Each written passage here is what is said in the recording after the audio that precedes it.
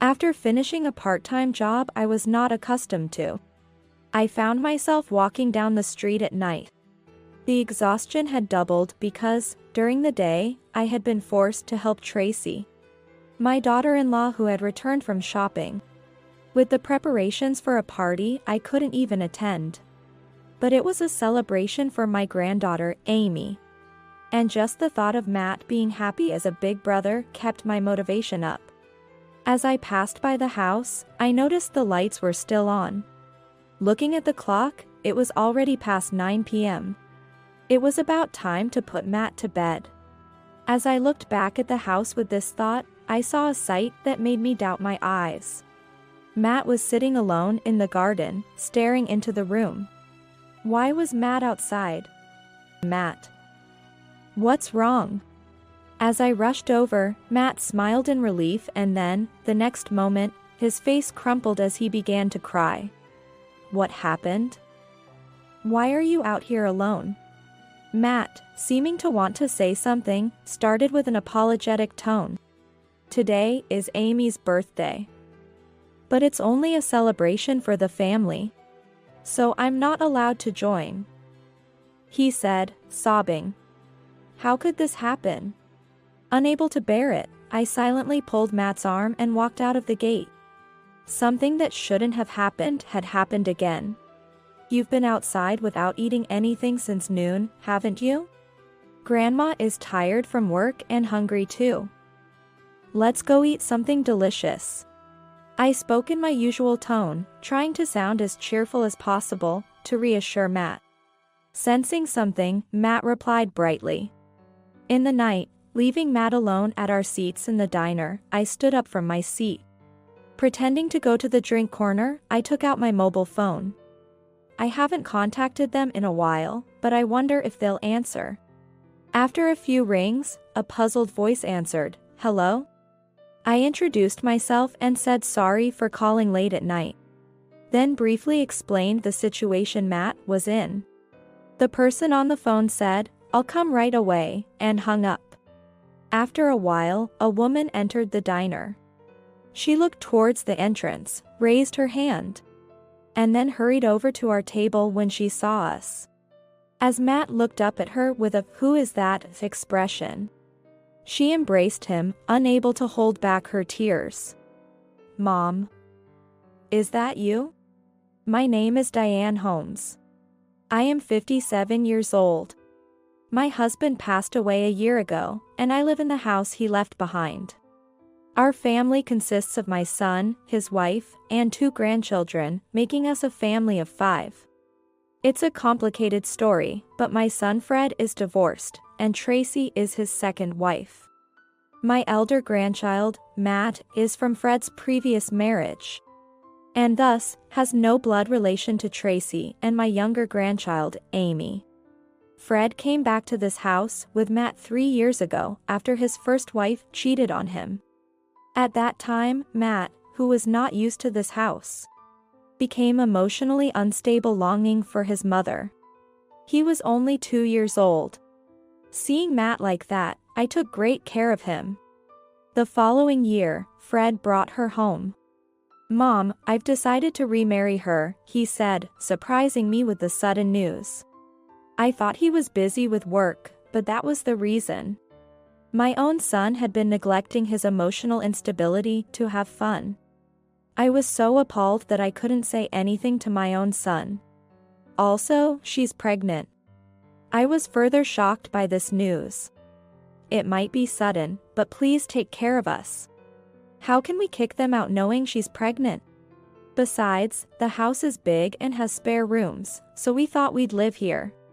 That's okay, right? What a presumptuous attitude. But, how could I have thrown them out knowing there was a child in her belly?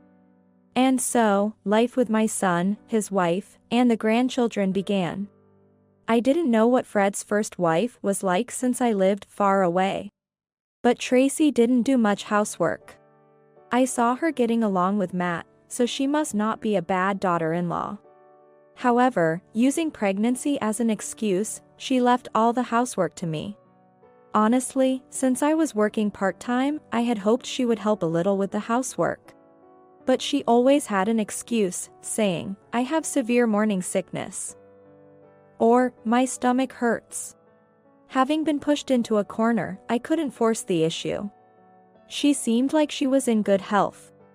But I understood that the hardships of pregnancy vary from person to person. It feels like I'm being burdened with too much. Despite this, my husband, who always lent a sympathetic ear, was no longer around. If she says she's suffering, you should be more understanding. These days, no one appreciates a harsh mother-in-law. Rather than such a thing, "Is dinner ready yet?" I had tried talking to Fred about it once, but he just brushed my concerns aside. "Sorry to bother you with such a thing, being disappointed." I endured the heavy burden of these days. During this time, Amy was born. Since Matt was born while they were living far away, it was difficult for me to be involved in his life at first. Living with a baby brought immense joy. Not that I loved Matt any less. Witnessing the birth of new life, Matt's eyes sparkled with excitement. Pride in becoming a big brother. The determination to protect his little sister. I could feel these emotions coming from him. Without comparing the two young ones, I vowed to love them both equally. As Amy's upbringing began, Tracy became increasingly harsh toward Matt. Since Amy was her own, born from her womb, it seemed her affection for Amy overshadowed everything else. Postpartum mood swings are common, so I tried to be understanding. It was my role to support Matt in place of Tracy. Despite Tracy's worsening attitude, Matt wanted to believe in the kindness Tracy had shown him before. He tried his best to help out and get her attention. One day, after I returned home from my morning job, I could hear Tracy's loud yelling from outside. "Why can't you do such a simple thing? You've just made more work for me." It seemed she was scolding Matt for accidentally spilling the milk powder meant for Amy. "Come now, he was just trying to help. Isn't that enough?" I tried to calm Tracy, but she was met with resistance. "Just stay out of this. If you want to say something, you clean up this mess." Being scolded by a mother, even if she is not biologically related, can have an immeasurable impact on a child's emotions. The mix of sadness, frustration, and regret. Watching Matt try to hold back his tears and manage a multitude of feelings left me overwhelmed with a sense of helplessness. "Grandma will clean this up." "You did your best, didn't you?" After comforting and calming Matt, I cleaned up the spilled powder. "Amy, if you make such a clumsy mistake, it's a no-no for you. Your brother really is useless, isn't he?" After giving us a disdainful glance, Tracy turned to speak to Amy, who still doesn't understand words. I struggled to contain my anger towards Tracy, who wouldn't even give Matt a second look. At dinner, noticing Matt's absence, I asked Tracy about him. "Where's Matt?" "I don't know. Maybe he ran away because I scolded him?" That simply couldn't be the case. Matt was only 4 years old. Where could he possibly run away to? Just then, Fred came home. Despite raising my concerns to Fred, saying, "I can't find Matt," he nonchalantly replied, "He's a boy, maybe he went to the nearby park or something." Anyway, hi Amy, showing no sign of worry at all. Even for a boy, it was already past 7 p.m. Shouldn't they be worried if he was at the park alone? I left my uneaten meal and rushed outside. I searched the park, the route to kindergarten, and the supermarket, but found no sign of Matt. Maybe he's returned home. With that thought, I headed back, and as I was about to open the front door, I heard a sound like metal being struck coming from the garden. Our garden wasn't very large, but there was a small shed. It seemed the sound was coming from there. I froze, thinking, could it be? No, that's impossible. Approaching cautiously, I heard banging and a faint voice. Matt. Is that you? When I opened the shed door, I found Matt sitting inside, crying. How could they do this? I carried Matt back to confront Tracy and Fred, who looked awkwardly at each other upon seeing my furious expression. What is the meaning of this? While holding a still sobbing Matt, I confronted the two of them. Fred stammered. Well, I just heard about it from Tracy. After glaring sharply at Fred's fumbling response, Tracy, without a hint of remorse, stated, "It's Matt's fault. He ruined Amy's milk." I couldn't believe their reasoning. Just because of a small mistake, they locked a little child in a shed. How could I eat knowing what they had done? I raised my voice. What are you talking about? You're the one who made him do it. Even so, this is too much. Don't you have any sense of responsibility as a mother? At my stern rebuke, Fred stepped in to mediate. Let's calm down a bit, Mom. Tracy is just tired and irritable from taking care of Amy. Please, cut her some slack. If you knew about it, you're just as guilty.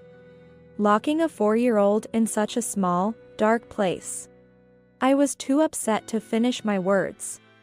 I did try to stop her, thinking it was too much. It seemed Fred was trying to place all the blame on Tracy alone, which earned him a glare from her. Before stopping this woman, you should have let Matt out. Are you even his father? With the two of them silenced, I laid down a firm rule. If anything like this happens again, I'll have you both leave this house. But, with Fred in a panic and Tracy looking down, avoiding eye contact, I believed that after saying all this, surely such a thing would never happen again. Thinking this, I paid no further attention to the two of them. Instead, I bathed Matt, fed him a reheated dinner, and tucked him into a warm bed to sleep. During this time, Matt defended his parents desperately. It was my fault for making Mom angry. So, she's not bad. Dad just got back from work and was hungry because he's tired. I felt even more sorry for the brave little Matt. I resolved to keep a closer eye on their behavior. Although there were no apologies from them, I was more concerned about Matt's well-being. Despite the ordeal, Matt continued to help around the house, never losing his smile. Whether it was due to my vigilance or genuine remorse, the severe mistreatment of Matt seemed to cease. Tracy sometimes demanded too much help from Matt or was harsh, but Matt said, "Grandma, I'm okay. I want to be helpful to Mom. Plus, Amy is cute. As her big brother, I need to be strong." He said it so bravely, I couldn't bring myself to say anything. I found it hard to intervene further, fearing that it might worsen Tracy's mood and lead to more harsh treatment of Matt. Contrary to my worries, the attitude of the two towards Matt returned to how it was before Amy was born. It seems peace had returned despite my concerns. Gradually, I also felt relieved and life went back to its usual routine. 2 months had passed since that distressing incident, and peaceful days continued. One day, I was asked by my manager to change my shift. Normally, I only worked in the mornings, but it seemed they couldn't secure enough staff for the evening until closing. Since Matt's incident, I had already been working fewer shifts. And given my inability to refuse requests, I agreed to take on the shift. Though, aren't you going to work today, Mother? Surprised to see me at home during my usual work hours, Tracy struck up a conversation. There's a shift change today. I'll be working in the evening. So, I'm counting on you for dinner tonight. Tracy visibly showed her annoyance but suddenly brightened up with an idea. Then, let's have an early birthday party for Amy today. Knowing I would be absent due to work, it seemed I was not invited to the party. I wished to celebrate my granddaughter's first birthday too. I'll need to start preparing for the party right away and let Fred know to come home early. Ignoring my feelings, Tracy was pleased with her plan. Well then. I'm off to shop, so please watch Amy. Since you can't join the party, you can at least do that much for us. Using shopping as an excuse, Tracy was essentially giving me time alone with Amy. How selfish can one be? Feeling it was too troublesome to argue further, I quickly took Amy from Tracy and sent her off to shop. That evening, after finishing my shift at an unusual time, I was walking home in the dark. The day had been doubly tiring because I had to help Tracy, who had returned from shopping, with preparations for a party I couldn't even attend. But the thought of celebrating Amy's birthday and imagining Matt's happy face kept my spirits up. As I passed by the house, I noticed the lights were still on. Checking the time, it was already past 9 p.m. It was about time to put Matt to bed. I hope she hasn't left me to clean up. Looking towards the house again, I saw a sight that made me doubt my eyes. Matt was sitting alone in the garden, staring into the room. I couldn't understand what was happening. Why was Matt outside? I hurried to the entrance, rushing around to the garden from the side of the gate. Matt. What's wrong? As I approached, Matt looked relieved to see me but then burst into tears the next moment. What happened? Why are you out here all by yourself? Although I knew I shouldn't press him too much, I couldn't help myself. Matt just sobbed and couldn't answer. How about we go inside? He looked at me surprised, as if wanting to say something, and then hesitantly started to speak. Today is Amy's birthday. But they said it's a family-only celebration, and I can't join, he sobbed. How could they? I couldn't bear it any longer and silently pulled Matt by the arm, heading out of the gate. Something that shouldn't have happened, had happened again. What's wrong? Grandma, are you angry? Where are we going? His voice made me snap back to reality. You haven't eaten anything since lunch, right? Grandma is tired from work, and I'm hungry too. Let's go eat something delicious. Trying to sound as cheerful as possible to reassure Matt, he brightened up and responded positively. Taking a child to a diner at this late time. I worried about being judged by others, but no one, not even the staff, seemed to pay us any mind. Leaving Matt at the table, I stood up. I'm going to get some juice. Pretending to head to the drink corner, I took out my phone instead. I wondered, I haven't contacted them in a while, but I wonder if they'll answer. After a few rings, a puzzled voice answered, "Hello?" I introduced myself and said sorry for calling late at night. Then briefly explained the situation Matt was in. The person on the phone said, "I'll come right away," and hung up. Returning to the table, I found Matt munching on the fries he'd ordered. You took a while, huh? As I placed the Coke I'd gotten for him on the table, he looked at me anxiously. I wasn't sure what you'd like to drink, I lied, but Matt quickly brightened up. I love Coke, he declared, eagerly gulping it down. He's only 5. Coming to a diner at this hour, he didn't even fuss. Quietly waiting alone at the table, he even seemed so sensitive about adults' feelings. Why does such a good kid have to? I was so frustrated, all I could do was watch him eat his fries. After finishing his fries, Matt seemed restless. Want to order a hamburger too?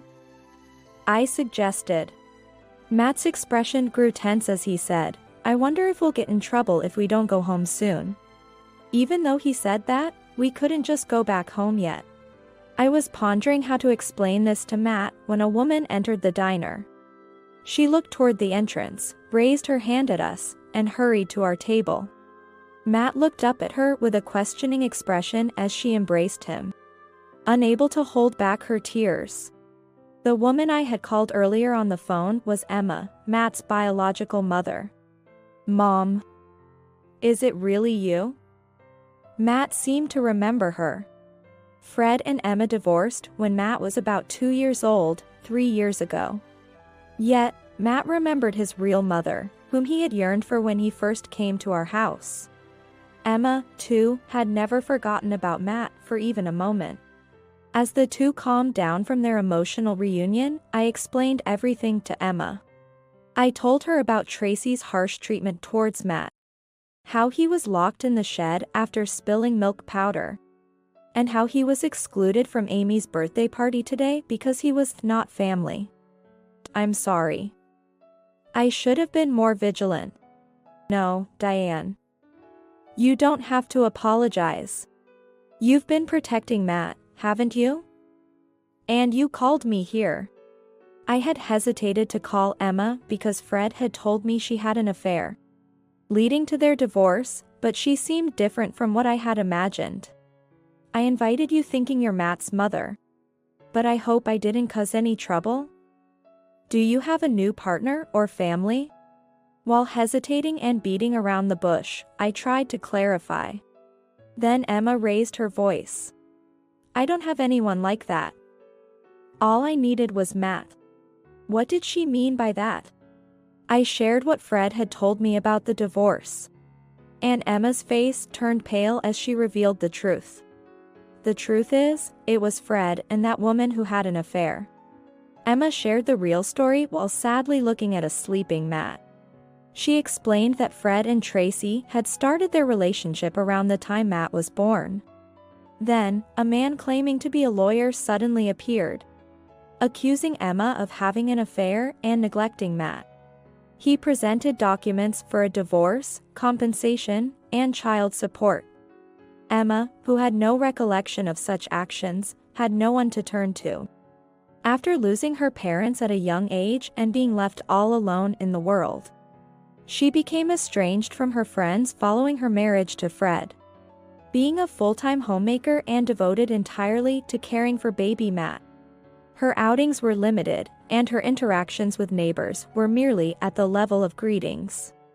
In such a situation, with her already sparse social connections, gathering evidence to prove her innocence was challenging. The thought made my head spin. You could have turned to me. But I was so shocked by Fred's betrayal at the time, I even doubted you. Emma seemed regretful for not reaching out.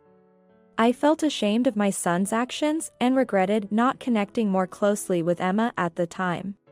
I despised myself. I'm truly sorry.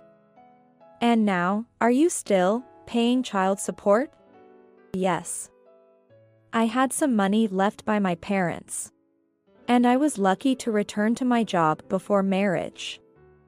I've been paying without fail, for Matt's sake. I couldn't bear to hear anymore.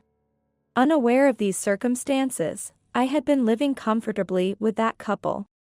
I don't even know how to apologize. It's okay, Diane. You've done nothing wrong. And now, I've finally been able to see Matt. That alone makes everything worth it. Emma's expression was serene. By the way, since Fred has custody, haven't you seen Matt at all? I broached the subject that had been bothering me. Emma's expression darkened as she whispered, since the divorce was finalized, not once, until today. What a situation. I couldn't hold back my emotions any longer. Emma. I've made up my mind. The real parents of Matt are not those two, it's only you. I won't let them take Matt away from you ever again. Emma looked at me in surprise. Then, as if strongly agreeing with my resolution, she nodded firmly. Actually, I haven't been doing nothing. She explained that she had already hired a lawyer to address the unjustly demanded child support and to claim compensation from Fred and Tracy. According to the lawyer Emma hired, the lawyer Fred and Tracy had provided turned out to be just a friend, not a legitimate attorney. I'll help too. For Matt's sake. Thus, in the late hours at the diner, Emma and I formed a partnership. 3 months passed, and I continued living as usual, making sure not to let any harm come to Matt. One day, Emma and her lawyer came to our house. Fred and Tracy were taken aback and flustered, but I calmed them down and had them take a seat. What is the reason for your visit today? While Fred was visibly shaken, Tracy tried to appear bold. We're here today to discuss a compensation claim against you and Fred, and to negotiate the transfer of Matt's custody to me. Unwilling to be outdone, Emma also responded with calm composure. Compensation? That must be about you, right? I've heard it from Fred. Tracy mocked the former wife as if she were laughing at her. That makes sense, since you were Fred's affair partner. What nonsense. I met Fred after he divorced you.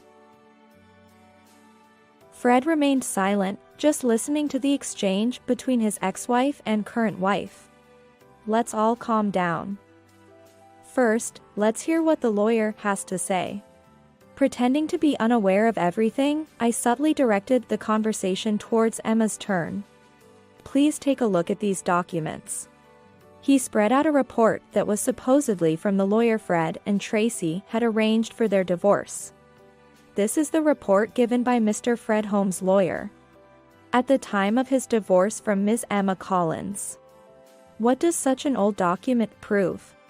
Tracy was clearly flustered. What's wrong with that? I had a proper lawyer. As Fred tried to intervene, Emma's lawyer quickly continued. Was that really a lawyer? Which firm do they belong to? Fred was left speechless. Ignoring Fred's hesitation, the lawyer continued. As a fellow lawyer, I must say, this report lacks credibility. The evidence photos are clearly fabricated. And the testimonies about Ms. Collins neglecting child care are too vague. But that's the evidence that led to their divorce. Tracy desperately clung to her argument. Indeed, Ms. Collins did divorce under those circumstances. However, the demands for child support were excessively high. Despite making regular payments, she hasn't been allowed to see her child, has she? That's because Matt said he didn't want to see her. I screamed internally, that's not true. Thinking back to when Matt first came to our house. How desperately he sought his mother's presence. I was trembling with anger. But she did neglect him, right? Regardless of how vague, we did have testimonies. Regaining some composure, Tracy began to speak. Would you like to see the childcare diary I kept at the time? With that, Emma pulled out a worn letter-sized notebook. The cover read, Matt's childcare diary. Such a thing could easily be filled in afterward. However, as Emma silently flipped through the notebook, the color drained from Tracy's face. The pages were densely filled with detailed records of Matt's feedings, diaper changes, sleep times, and at the end of each day, a brief diary entry from Emma. Messages to Matt filled any available space. Tracy, raising a 1-year-old Amy, should understand. Could someone accused of neglect keep such a meticulous diary? Tracy was speechless. Watching Tracy's reaction, Fred appeared utterly confused. It was clear he had no understanding of proper childcare. In this diary, there are entries about Mr. Holmes' actions as well. Me. Fred looked exhausted. It's about you being late from work or going on business trips. Emma added sarcastically, implying she was well aware.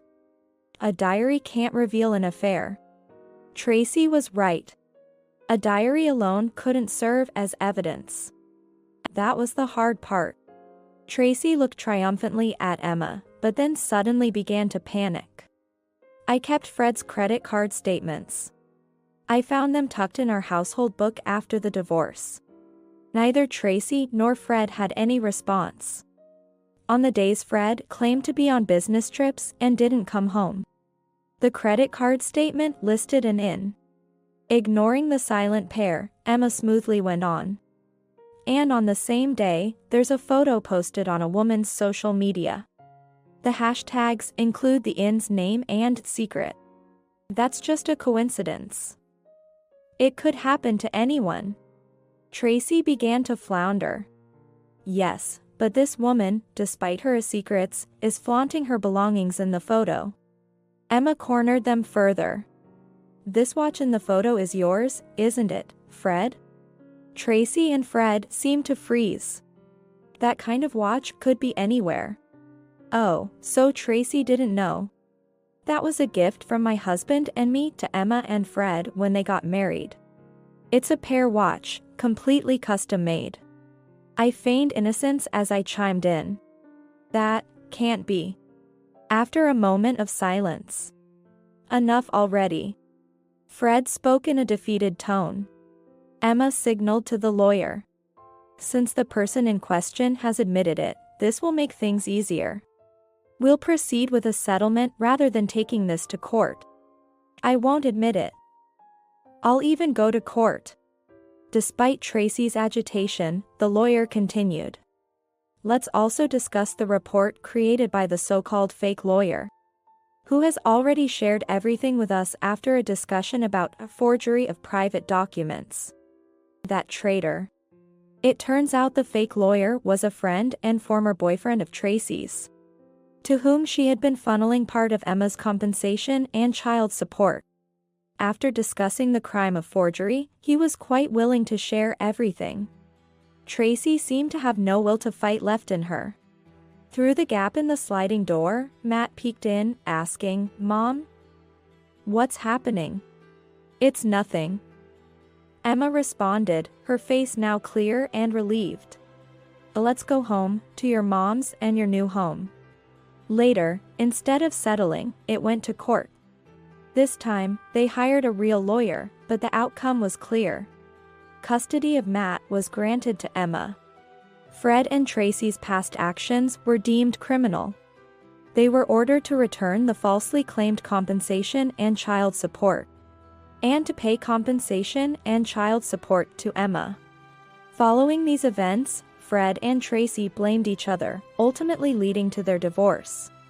Tracy was disowned by her family, and Amy was taken in by her grandparents. Tracy ended up in debt and turned to working in the adult industry, a consequence of her own actions.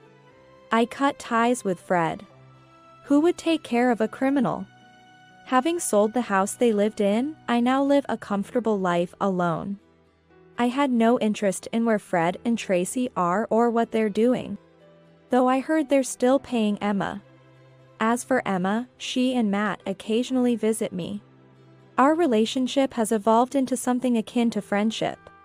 Interestingly, Emma seemed to have a good rapport with the lawyer from that time.